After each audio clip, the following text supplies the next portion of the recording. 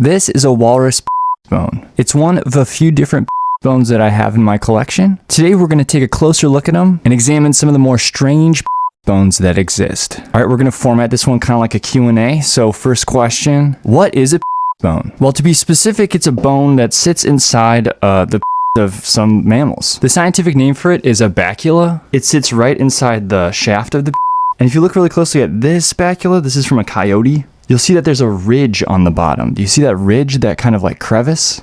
That's space for the urethra, so the tube that you pee out of. So it sits above the urethra. It's an extraskeletal bone, which means it's kind of just free floating in the body. It's not like kind of firmly connected to the rest of the skeletal system. Why are walrus bones so huge? Terrific question. It's because they have a large.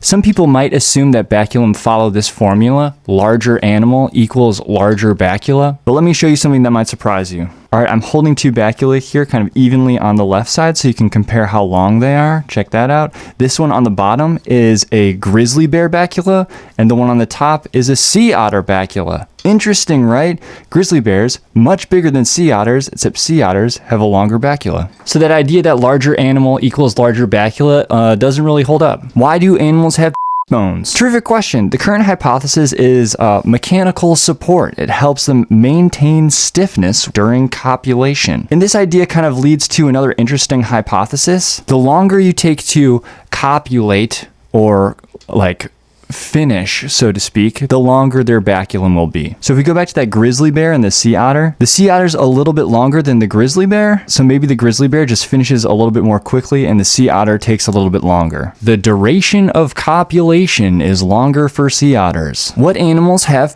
bones? Well, I've got a couple different ones right here. So far you've seen that walrus. We also have the sea otter, grizzly bear. I showed you that coyote real quick with kind of the dugout area. And here's my last one. It's from an animal called a ringtail, which is like a kind of like a raccoonish type thing. Here's a list of mammals that do have baculum. Here's a list of mammals that do not. Humans do not. Some primates do, but not humans. What's the weirdest bone that exists? Well, this is a fun question. A lot of mine look pretty similar. You know, they're kind of straight, but there are some little differences. Most notably, if we take that coyote one, you see that cutout, so it kind of rests on top of it like that.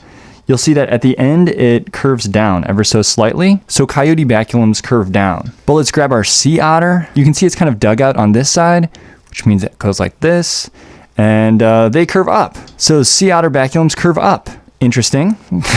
Walruses are big too, but really there are a lot more interesting ones out there. Check out this one. This is a raccoon baculum. They're in the shape of an S, which is very odd, but none of that compares to the baculum of ground squirrels. Check this out. These are ground squirrel bones. You can see at the end, it kind of flares out in a spoon type shape and has a bunch of teeth on them, which is super gnarly. The interesting thing about this though is female ground squirrels have complementary structures. Think about it like this. That ground squirrel baculum is kind of the shape of like, maybe like a hand. The female ground squirrel is also shaped like a hand. So they can kind of just like slip into each other, you know, like a glove.